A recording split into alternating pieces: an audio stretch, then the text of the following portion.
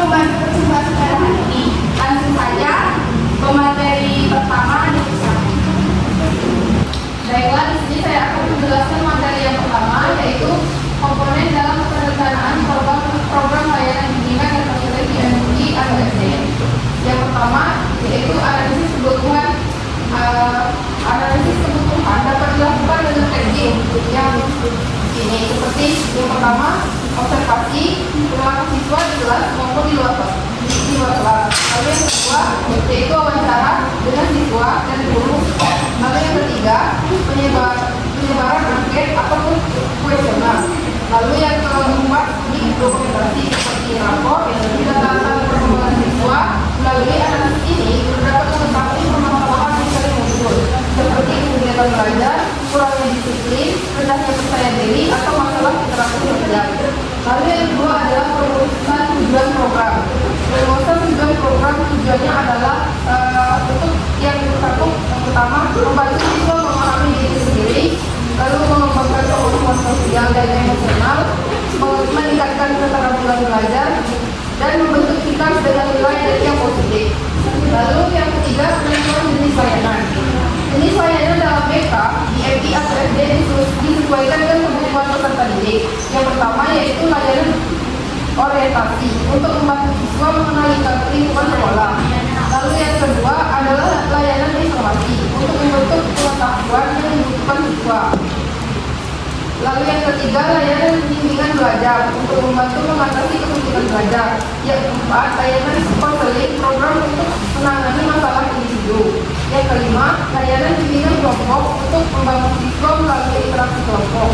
Pada tingkat MI atau SD, layanan biasanya lebih banyak menggunakan pendekatan preventif yang dan pengembangannya dibandingkan dengan pendekatan kuratif. Hal ini karena anak-anak masih dalam tahap pembentukan karakter dan kebiasaan. Lalu yang keempat, penyusunan materi layanan. Materi ini harus disusun berdasarkan kebutuhan siswa dan tujuan yang telah disusun. Contoh materi layanan di MI atau SD yaitu cara belajar yang efektif, lalu mengelola emosional, yang ketiga kedisiplinan dan tanggung jawab, lalu kerjasama dan toleransi, dan yang terakhir adalah nilai agama dan moral. Mungkin sekian yang dapat saya sampaikan, saya kembalikan kepada moderator. Baiklah, selanjutnya ke materi kedua di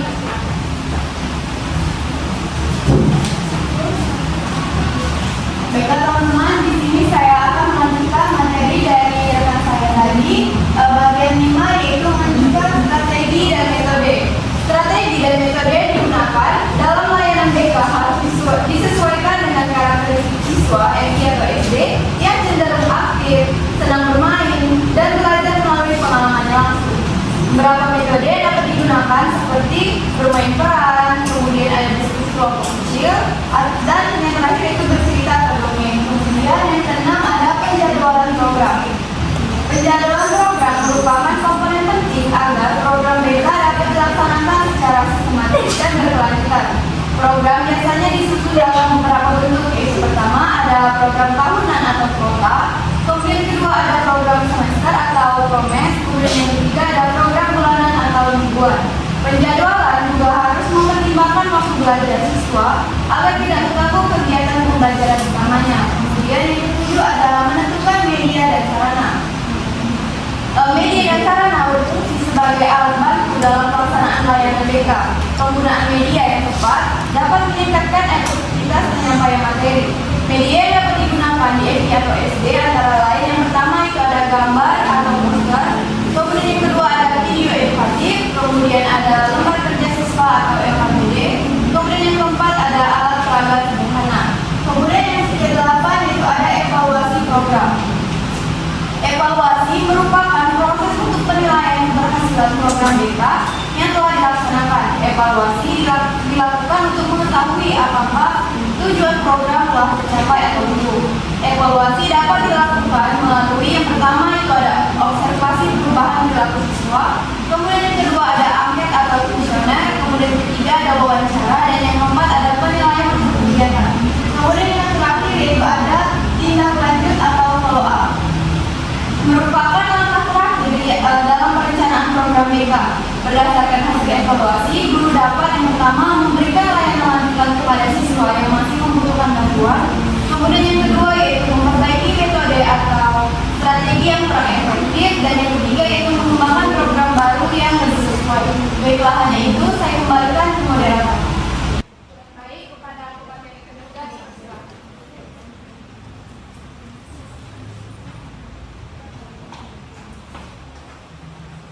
Baiklah, saya Mulai. saya akan menjelaskan tentang proses perencanaan program layanan bimbingan dan konseling di Madrasah Ibtidaiyah atau Sekolah Dasar yang sesuai dengan kebutuhan peserta didik. Yang pertama itu analisis kebutuhan peserta didik. Langkah pertama adalah mengetahui kebutuhan dan masalah yang dialami siswa. Guru tidak boleh menebak-nebak, tetapi harus melihat kondisi nyata siswa di sekolah. Cara yang bisa dilakukan yaitu mengamati perilaku siswa di kelas, berbicara dengan guru kelas dan orang tua, memberikan angka sederhana, serta melihat nilai rapor absensi dan catatan sekolah. Hal yang dilihat misalnya rasa percaya diri siswa, kemampuan berteman, atau kesulitan belajar, kedisiplinan, dan tanggung jawab. Dari sini, guru bisa tahu masalah apa yang paling banyak dialami siswa dan perlu segera dibantu. Yang kedua itu ada menetapkan tujuan program. Setelah mengetahui kebutuhan siswa, guru menentukan tujuan program bimbingan konseling. Tujuan harus jelas, sesuai dengan kesediaan tersebut dan bisa dicapai. Contohnya seperti membantu siswa agar lebih percaya diri, mengurangi kebiasaan terlambat ataupun bolos, dan membiasakan siswa belajar dengan rajin. Dengan adanya tujuan yang jelas, kegiatan mereka akan lebih terarah. Kemudian yang ketiga itu menyusun rencana program tahunan dan semesteran. Selanjutnya, guru membuat rencana kegiatan mereka untuk 1 tahun atau 1 semester. Program ini berisi jenis layanan, materi yang diberikan, waktu pelaksanaan, serta saran kelas dan metode yang digunakan. Perencanaan harus disesuaikan dengan kalender pendidikan supaya tidak mengganggu pelajaran di kelas. Program tahunan berisi rencana umum, sedangkan kalau program semester itu lebih rinci. Yang keempat itu menentukan jenis layanan yang tepat. Guru memilih layanan BK sesuai dengan kebutuhan siswa. Beberapa layanan yang dapat diberikan yaitu yang pertama itu adalah layanan orientasi untuk mengenalkan lingkungan sekolah kepada siswa baru. Yang kedua ada layanan informasi untuk memberikan penjelasan tentang cara belajar yang baik, menjaga kebersihan atau berteman dengan baik. Yang ketiga itu ada bimbingan klasikal dilakukan di kelas untuk semua siswa. Yang keempat ada konseling individu untuk siswa yang memiliki masalah khusus, dan yang terakhir itu bimbingan kelompok untuk melatih kerjasama dan saling berbagi. Sekian penjelasan dari saya kembalikan ke moderator.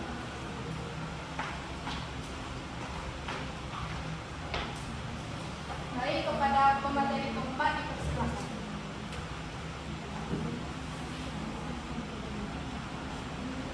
Baik, di sini saya akan melanjutkan penjelasan yang terakhir, yaitu yang kelima, menentukan metode dan media. Agar sesuai dengan karakter anak MI atau SD, metode yang digunakan harus menyenangkan, interaktif, dan sesuai usia anak.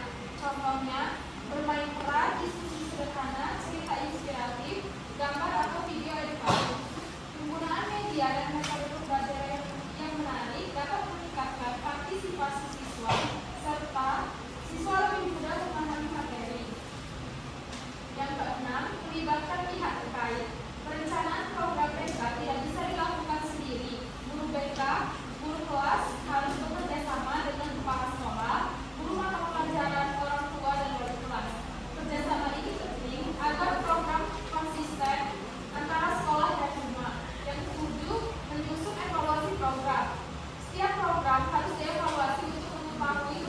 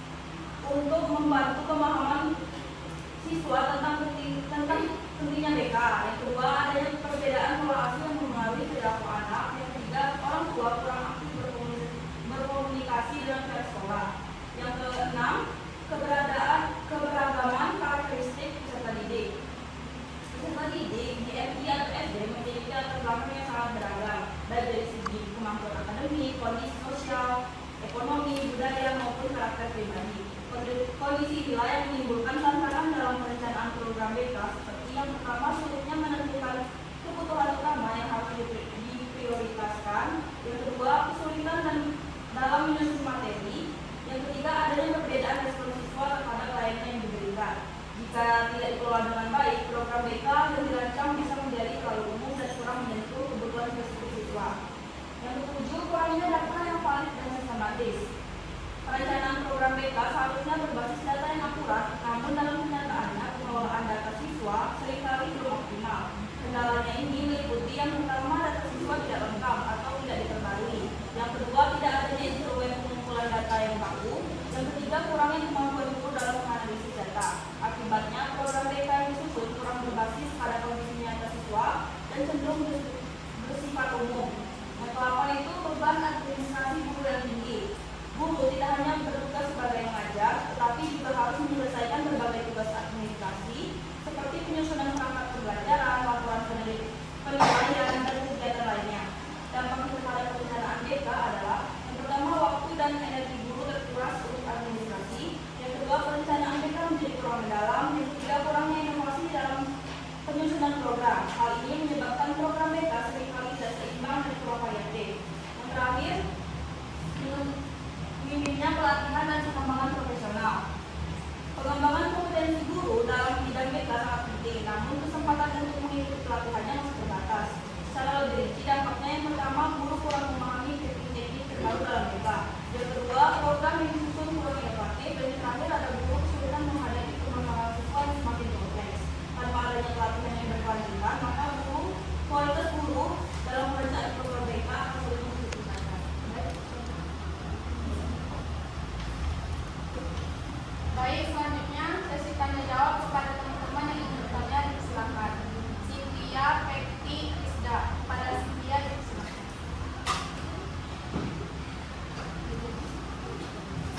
Mulai dari pertanyaan, mengapa kerjasama dengan orang tua penting dalam pelaksanaan program BK?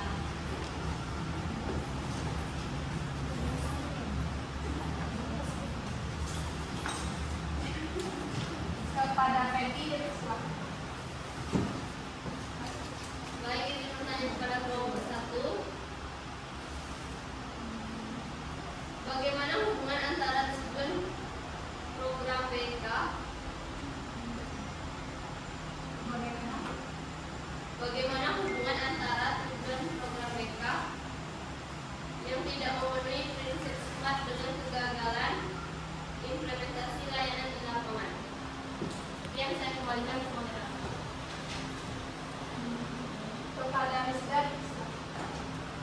Baik, ini bertanya kepada kelompok 1. Menurut kalian lebih efektif mana program BK yang sudah dirancang dari awal tahun atau yang fleksibel sesuai kondisi siswa? Kelas kembalikan kepada moderator. Baik teman-teman, sebelum kami menjawab pertanyaan dari teman-teman, sepertinya kalian sudah bosan dari mengantuk, maka kita speaking dulu, mau nggak? Oke, sekarang enggak.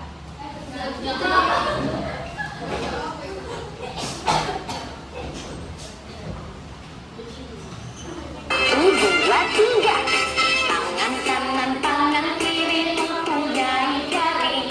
Diletakkan di belakang, putar pergelangan. Kaki depan dilentikan, ayo tepuk tangan. Tepuk tangan semua, angkat kaki kedua. Ke atas tangan kita, hidupkan keduanya. Badan kita bungkuskan, jiwa teman. Berdiri dengan tegak, balik kanan serentak, balik kanan serentak.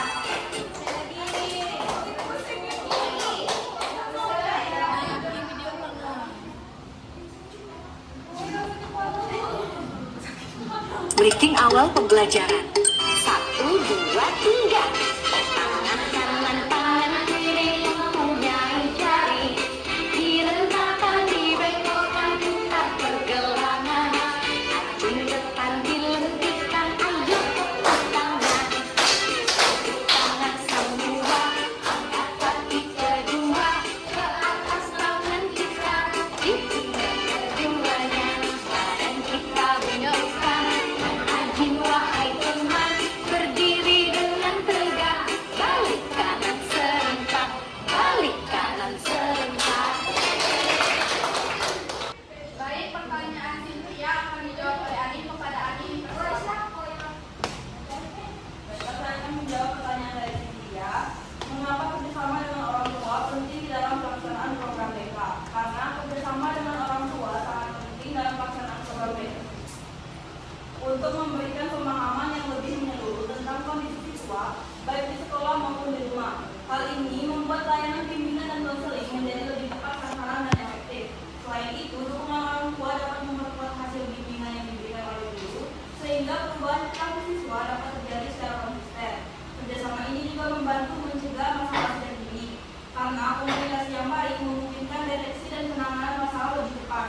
Dengan adanya kolaborasi yang harmonis antara guru dan orang tua, tercipta lingkungan yang positif dan mendukung perkembangan siswa secara optimal, baik dari segi akademik, sosial maupun emosional. Pada akhirnya hal ini akan meningkatkan keberhasilan program BK secara keseluruhan. Baik, kepada teman-teman apakah ada yang menyampaikan menambahkan jawaban? Kepada Reza dipersilakan. Baiklah, saya Purwadi Sari izin menambahkan jawaban pertanyaan dari Cynthia. Mengapa kerjasama dengan orang tua penting dalam pelaksanaan program BK? Kerjasama dengan orang tua sangat penting dalam pelaksanaan program bimbingan SMA atau BK karena perkembangan anak tidak hanya terjadi di sekolah, tetapi juga di rumah. Jika sekolah dan orang tua berjalan sendiri-sendiri, maka layanan BK menjadi kurang maksimal. Yang pertama itu orang tua adalah pihak yang paling mengenal anak secara mendalam, termasuk kebiasaan, karakter, dan masalah yang mungkin tidak terlihat di sekolah.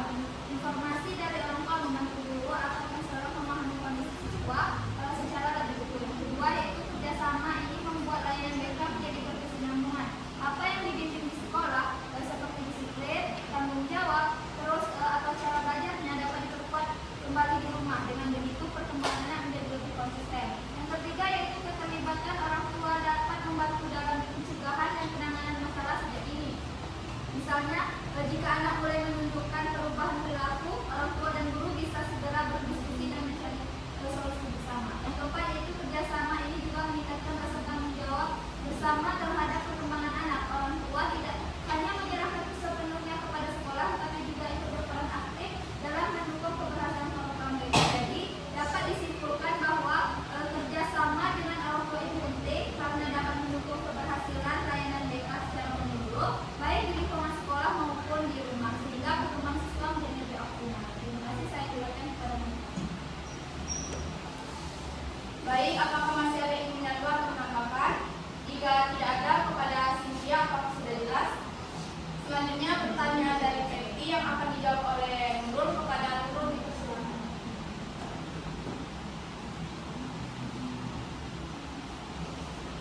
Baiklah, di sini saya akan menjawab pertanyaan dari Fetty. Bagaimana hubungan antara tujuan program BK yang tidak hanya memenuhi prinsip SMART dengan kegagalan implementasi layanan di lapangan? Hubungan antara tujuan program bimbingan dan konseling yang tidak memenuhi prinsip SMART dengan kegagalan implementasi layanan di lapangan sangat erat, karena tujuannya tidak jelas dan tidak terukur akan menyulitkan guru BK dalam merancang, melaksanakan dan mengevaluasi layanan secara efektif. Jika tujuan tidak spesifik, guru tidak memiliki arah yang pasti mengenai apa yang harus dicapai. Jika tidak terukur, keberhasilan layanan tidak dapat dievaluasi secara objektif. Jika tidak dapat dicapai, program menjadi tidak realistis dan cenderung diabaikan. Layanan tidak sesuai dengan kebutuhan peserta didik dan waktu pelaksanaan menjadi tidak terkontrol. Akibatnya, program BK berpotensi berjalan secara asal-asalan, tidak terarah serta tidak memberikan dampak nyata bagi perkembangan siswa, sehingga implementasi layanan di lapangan menjadi tidak optimal, bahkan gagal mencapai tujuan yang diharapkan. Saya kembalikan kepada moderator. Kepada teman-teman apakah ada yang menyanggah? Kepada Sarah dipersilakan. Baiklah, saya ingin menambahkan jawaban. Bagaimana hubungan antara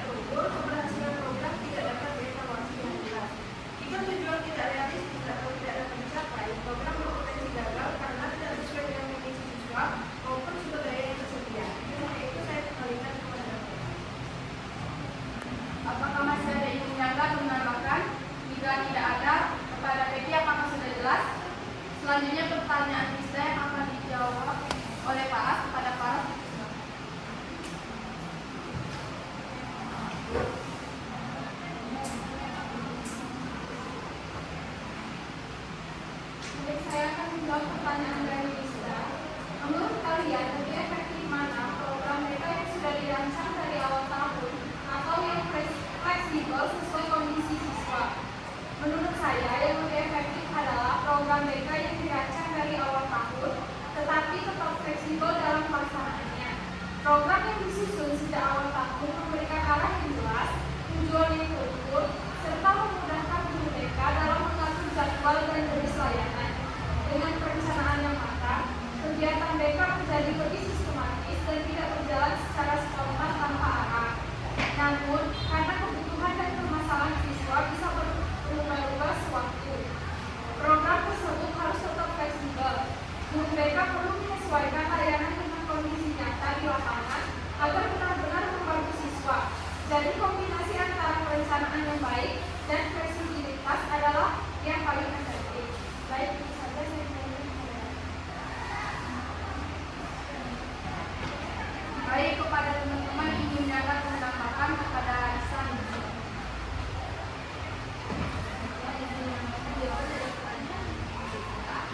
lebih efektif mana program BK yang sudah dirancang dari awal tahun atau yang bersifat sesuai kondisi siswa?